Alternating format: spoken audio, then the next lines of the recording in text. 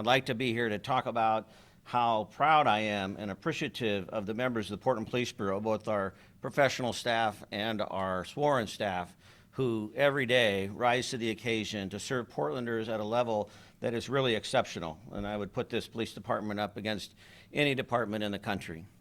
I recognize that's not the case. I recognize that we are here to talk about a very small portion of the city of Portland that's receiving a higher degree of attention, and that's not lost on me. And last night we did make a series of arrests down there where we took people into custody who were engaging in disorderly conduct. We've referred those cases to the district attorney's office for review and evaluation. I want to be clear, and we have been clear since the beginning of the year, that we will not tolerate violence or vandalism. We've made over 24 arrests down there in the last several months. We have invested hundreds of man-hours and hundreds of thousands of dollars in an attempt to provide a safe environment for all members of South Waterfront, and we will continue to do so. At the same time, we have a very under-resourced police bureau that is attempting to manage the needs and the expectations of the entire city, of all of Portlanders. And so have there been opportunities or times where maybe we were delayed in our response or not able to engage in the way that we would want to and provide that level of service? Certainly. But that argument can be made across the city. That's why I'm constantly reminding us about the importance of a fully funded, fully staffed police department. And finally, there is no political bias associated with our enforcement. Last night, the arrests that we made based upon probable cause, not based upon individuals. The actions we've taken this week, although it has involved some high-profile folks, I've learned some names and learned some things about social media that I wasn't fully aware of. And the reality is, I know that those voices have impact. It is not lost on me the context in which we are working in and attempting to negotiate.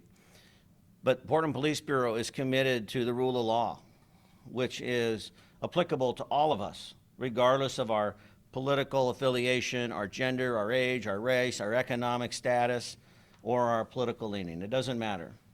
And that's what we are going to stay adhered to. And we've done that since my tenure. We've done that in the 29 and a half years I served beforehand, and we're going to continue to do that. Thanks. I'll take questions. What do you make of the Department of Justice saying they're going to launch an investigation into the Portland Police Bureau following the arrest of a conservative online influencer? Well, I would say that the Department of Justice has been investigating the Portland Police Bureau since 2012. And I would say that the actions and steps that we are taking now in law enforcement, in the enforcement action around protest activity, is actually designed and supported and created by their partnership with the Department of Justice under the settlement agreement. I would say that in 2020, under the original administration, that we were harshly criticized for the way in which we responded, and so 5 years later, as a learning organization, taking their input and their response, we have changed our response. So I have always been very transparent and welcoming of critique and evaluation of the Police Bureau. This direction that they are giving us, we will certainly comply with. We will provide the necessary information. I welcome the scrutiny. I am proud of the men and women and the work we're doing. I mean, this is actually an opportunity for Portland Police and the city of Portland to highlight the exceptional professionalism that I see every day. When we're talking about that online influencer, can you go into detail about what he's accused of and what he was arrested for? All I'm aware of is he was charged with disorderly conduct. I have not read the report, so I'm not familiar with the details of that, but disorderly conduct is typically associated some kind of disturbance. My understanding is officers became aware of a disturbance in the crowd, and then they went in and addressed that. And that's the approach we've been taking all along. And the reality is, what's unique, and this is a learning thing for me, it's a learning thing for us as an organization, is the high degree of visibility around the activity in the South Waterfront has brought in a variety of points of view. I mean, the amount of dissidence that's being expressed down there, not even directed at immigration or at the facility, but the amount of dissidence being expressed towards one another is at a fevered pitch. And that's where we need to start bringing the temperature down. because we are seeing all of these different perspectives and all of these different opinions gather in this small one block area, and then unable to manage that in an appropriate way. And so we have these acts of violence, we have these fights, we have these assaults. They are occurring. We are doing investigations, we are making arrests, and we are sending those over to the district attorney's office for evaluation and hopeful prosecution. And we're going to continue to do that. Chief, the notice from the Department of Justice is, towards you and City Attorney Robert Taylor. Have either of you received notice? Have you talked with City Attorney Robert Taylor about it? Yeah, we've received notice, but that's the extent of it. We haven't had any other discussion about that, but we have received notice, yes. You mentioned bringing down the temperature. So after seeing clashes between protesters and counter-protesters last couple of nights, does PPB plan on changing their approach from the reactive targeted arrests that we've seen in the last few days to more of a proactive approach to keep these two groups separate? Yeah, so historically, I have stayed away from commenting on operational strategies for a variety of reasons. One is safety of our members, as well as, it is an ever-evolving situation, so it's difficult to, predict or promise. But our dialogue officers have had a lot of success over the last few weeks and really over the last several months, developing relationships, stepping into this space. Even earlier this week, when there was heightened degrees of tension, our dialogue officers were instrumental in getting a vehicle out that had driven into the crowd, et cetera. So we're going to remain on track with that. We are definitely staffing in a way where we believe we can handle and manage the events down there and make arrests. If it requires a shift, I will be relying upon my incident management team to give me recommendations about what that might look like in terms of visibility, in terms of segregation of the groups. There's always challenges that go with that. And then finally, I've been in touch with all of our regional law enforcement partners. I have tremendous support and confidence that, if need be, we can call upon them. The governor has been very supportive with the state police, and then I'm in regular contact with the mayor. So we have a system in place and a process in place to deal with these challenges. The difficulty is they're not simple. They're very complex. And, we have tried to boil this down to, a he said, she said, or a very binary conversation. That's not what this is. This is a very complex environment in a very tightly confined space. So it's very challenging to police in the traditional way. And I love the Police Bureau because I know we've got innovative, creative leaders and officers that will always be looking for suggestions about how to improve that. There have been a lot of comments on both sides since last night. Is there anything that your team has seen or that you've even seen yourself that you feel the need to clarify or say, well, that's just not true? Personally, have not seen a lot of comments because it may not come as a surprise to many of you, but I'm not glued to that. And I did watch football last night, and I didn't see a lot on there. But I have heard many comments, and the part that probably brings me the greatest deal of frustration or ire or sadness, whatever that emotion would be, is the accusation that our Portland police officers are making decisions based upon a political affiliation. The irony here is we were condemned in 2020 for our approach towards the left, and now we're being condemned in 2025 for our approach to the right. So I would say we've landed right in the middle of the fairway. And this is the nature of the rule of law. This is the application, appropriate application of the rule of law, that it is equitable across the board. It is also not lost on me that we have a lot of Portlanders who for a lot of years have suggested that we have been over officious or targeting them or discriminatory in our approach to them, usually based upon housing status or race or whatever it might be. So this is not unfamiliar territory for me or not unfamiliar territory for the police. And I have stepped into those spaces boldly and welcoming to hear those voices, and I'm willing to do that now with others.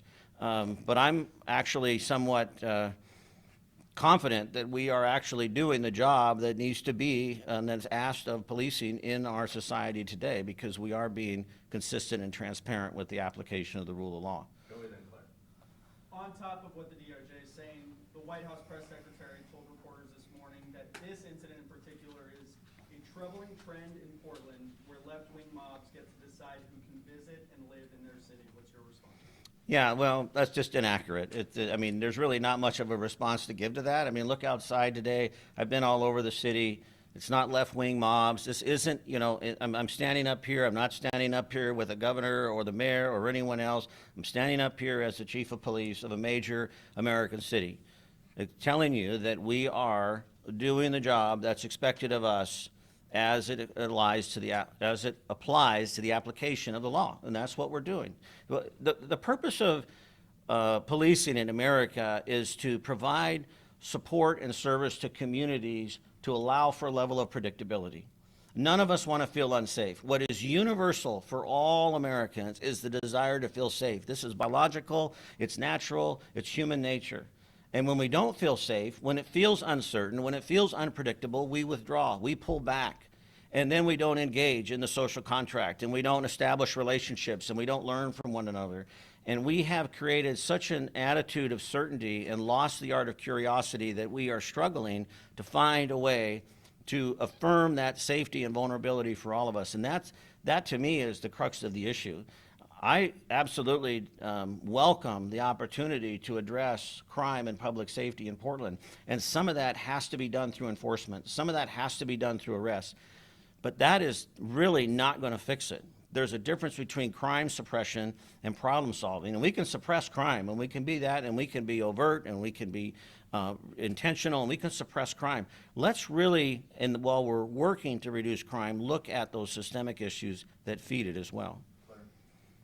Will Portland Police release body camera video of the arrest last night, including the arrest of Nick Sortor? Yeah, I would like to be able to release that. There's a process around redaction and, faces and names and so forth, but I'm very open to releasing footage. I can't give you a time frame on that, but we will be trying to make that happen. Chief, like you said, the temperature is really up in the area. There's been developments happening day after day. Assistant Chief Dobson said in a court filing, specifically what you touched on, that the more that officers are down there, it pulls resources away from other parts of the city. What are you thinking about how long officers are going to be out there, whether that's BLOs, bike squad, RRT, I imagine that can't be, a long-term. Yeah. Yeah, we have to remember the human element in this, right? I mean, we are all struggling to find our way here, regardless of individuals' roles and responsibilities. And I'm highly sensitive to the ask that I'm already placing upon a very stretched police department, just in terms of meeting the basic day-to-day functions. As I mentioned earlier, we made some great burglary arrests this week. We've made some great arrests in major crimes. We're, doing good work all across the board. And now we are pulling those members to do extra work and focus on a specific part of the city, which we do at other times in other places, so that's not unusual. But sustainability is a concern of mine, and I want to be sensitive to the demands we're asking of the officers. I want to be sensitive to the fiscal responsibility. This has a cost associated with it.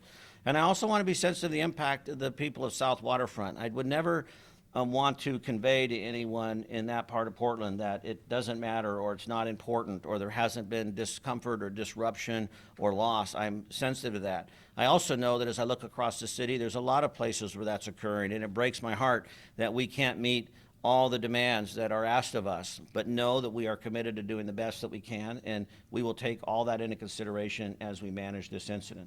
Okay, we have a couple more questions. We'll go to Joey.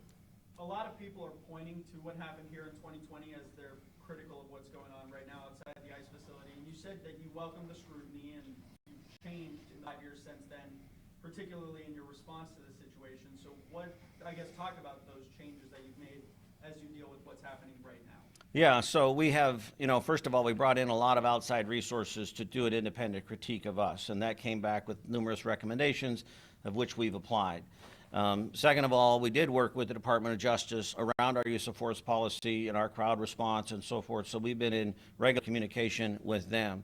The creation of our Dialogue Liaison Officer program, really proud of those men and women, the work they do, taking on this additional responsibility. They weren't told to do it, they asked to do it. They lean into it with all their heart and soul and have received additional training. We identify them differently with their white shirts and just super appreciate that.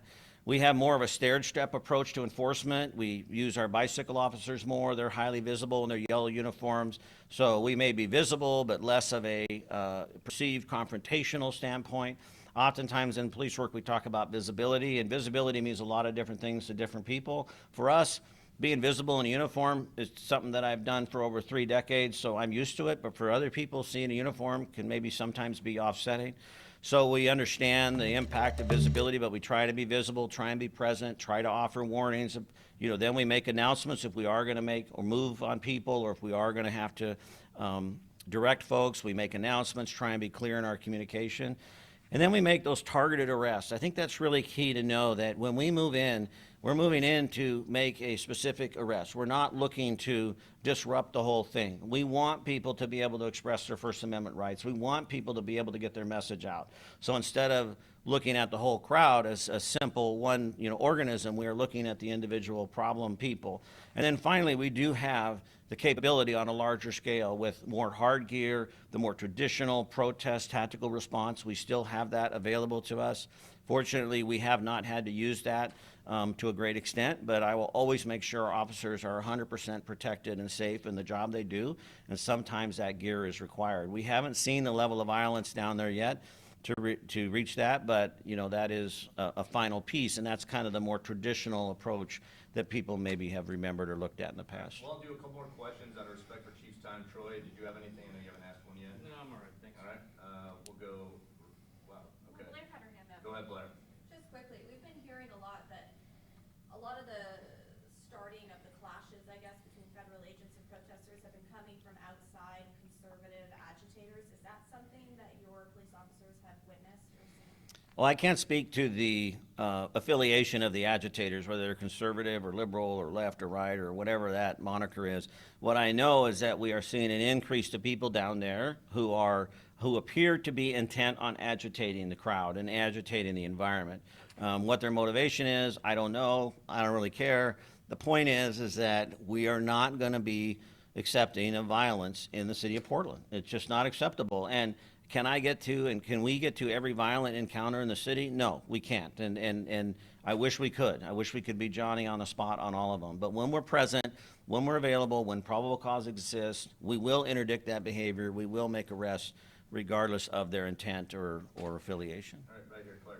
And then Joey, and then we're done. What is your plan with the Department of Homeland Security planning to surge more officers here? Well, we're going to stay the course. I mean, I've been that since the beginning. We're going to stay the course. Portland Police Bureau is going to continue to show up every day and do the good work that it's been doing for over a century now, and the good work it's going to be doing, Lord willing, a century from now. Because we cannot vary from our values. We cannot vary from our mission, which is to provide the highest level of safety to the city and to all of Portlanders. With that being said, I'm also in regular communication with our federal law enforcement partners. I've said that for months now. And we will talk to them, we will work with them, we will try to deconflict information the best that we can. I have been very grateful for the conversations I've been able to have with federal law enforcement leaders in the area, many of which are, from the area and engaged and want to see as well as what's best for Portland. The noise that's happening in the political theater that's happening, I can't do anything about that. That's just the world we exist in. And the unique thing about being a chief of police is I'm the most political position in the city, but I'm the only one that doesn't get elected. And in my job, politics and operations collide every single day. And so I'm going to understand and be in the political spectrum, but I'm going to focus on operational support so that Portlanders can be safe. Joey, and then Shelby, and then I'll leave.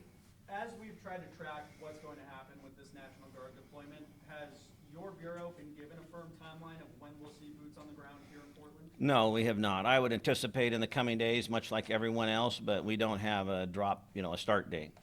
Is that something that you've been trying to get from the Department of War or whoever's in charge of this mission? Well, we've been having conversations, but that's not been a priority of mine. I mean, I know that they've been, assigned and mobilized. That's been well publicized. As I said, I mean, that doesn't change how we show up. I mean, I'm sensitive to the fact that their arrival may spark maybe some greater unrest or some greater response, but we are going to be consistent, and we can't just. I don't want to be reactive. I want to be consistent. Earlier this week, you said that we were talking about just one city block. But what do you have to say to the people who say, well, exactly, we're talking about one city block and Portland police haven't been able to control it? Yeah, that's a great comment, and I've thought about that comment a lot. I want to clarify a couple things. One, as I said earlier, that city block matters. So please don't infer in anything, shape or form that it doesn't. I was saying one city block in reference to the deployment of the National Guard. We don't need the National Guard for that city block. That was my intent. The ability to, maintain, support, control, change, whatever the terminology is for that city block. Yeah, it's equally as frustrating to me as it is to a lot of people. Unfortunately, there's a lot of city blocks in the city of Portland that we're not able to meet that standard. And I hear from Portlanders every day, whether it be downtown, East Portland, North, Northeast, et cetera, who would welcome the attention and the effort and the investment that we are making in that particular area. Some of these problems that we're talking about, not just down there, but really citywide, I mean, as I said earlier, these are system issues. These are system issues. These are not just, clear out this or clear out this. This is system issues, and we need to have the whole conversation. We need to be able to talk about these competing truths and be able to hold them in a way that allows us to maybe find some paths forward. But as long as it's binary, as long as it's certainty, then, we're going to continue in sort of this circular motion of make arrests, make arrests, make arrests. Thank you. All right? Thank you, Chief. Thanks I a will lot. say one